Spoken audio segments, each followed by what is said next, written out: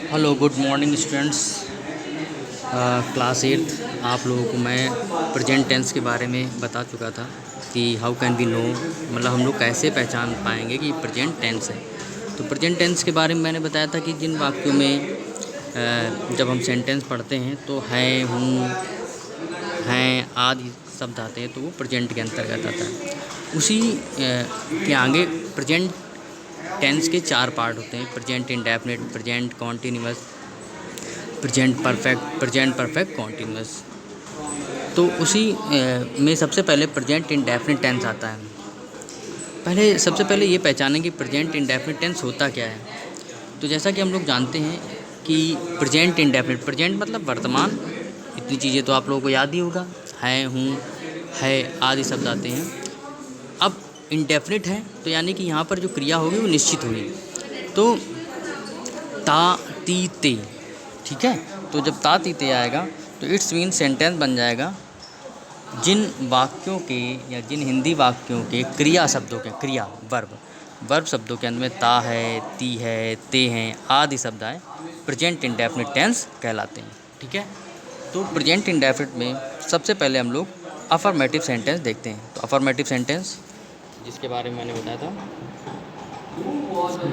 Affirmative sentence means क्या होता है, स्वीकारात्मक वाक्य, यानी जहाँ पर सब्जेक्ट यानी कर्ता अपने वर्ब को स्वीकार करे कि वो एक्सेप्ट कर रहा है। तो सबसे पहले इसमें 2 पार्ट्स होते हैं, सिंगुलर एंड प्लूरल। सिंगुलर मतलब एक वचन और प्लूरल मतलब बहुवचन। सब्जेक्ट थोड़ा सा केवल याद ये रखना है कि अगर सब्जेक्ट सिंगुलर नंबर का होगा तो वर्ब में एस या यस लगेगा, अगर सब्जेक्ट प्लूरल नंबर का होगा तो एस यस नहीं लगेगा। ठीक है। तो इसका रूल्स हम देखते हैं। सबसे पहले क्या आता है, सब्जेक्ट आएगा, सब्जेक्ट मतलब कर्ता, राम, श्याम, वह, यह, ये सब सब्जेक्ट होता है।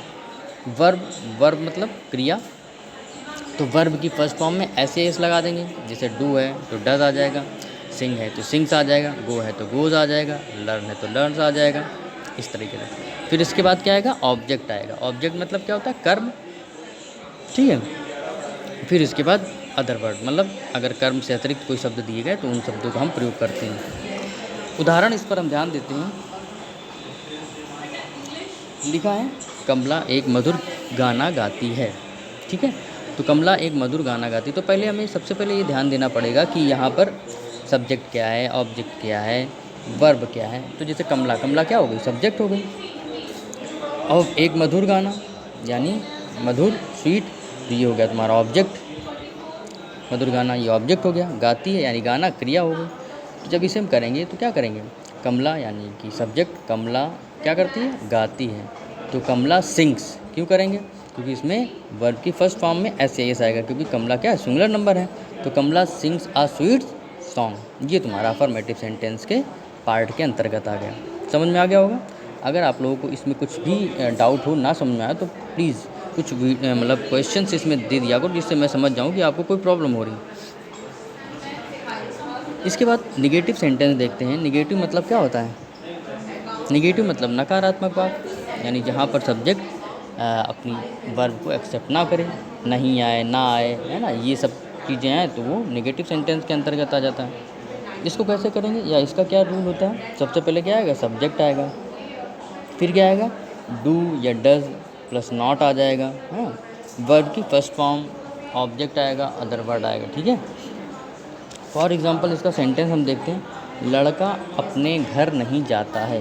तो यहाँ पर नहीं आया कि नहीं आया। ठीक है। तो जब इस सेंटेंस को करेंगे, ठीक है, तो इस सेंटेंस को जब हम करेंगे, लड़का अपने घर नहीं जाता है, तो क्या होगा, the boy does not go to his school. Boy क्या हो गया, लड़का हो गया, यानी कि सब्जेक्ट हो गया। नहीं के लिए डू या डज एक वचन के साथ डज का यूज़ करेंगे, बहुवचन के साथ डू का प्रयोग करेंगे, वर्ब आ जाएगी। तो the boy does not go to his school. आ गया समझ में। अगले सेंटेंस पर ध्यान देते हैं। अगला सेंटेंस दिया गया, वे अपने स्कूल नहीं जाते हैं। तो क्या होगा, they do not go to their school. वे अपने स्कूल नहीं जाते। इतनी चीज़ें यानी कि आपको अफर्मेटिव, नेगेटिव और दोनों पार्ट बता दिए। आप लोग इसको समझना और जो ना आए उसमें पूछना।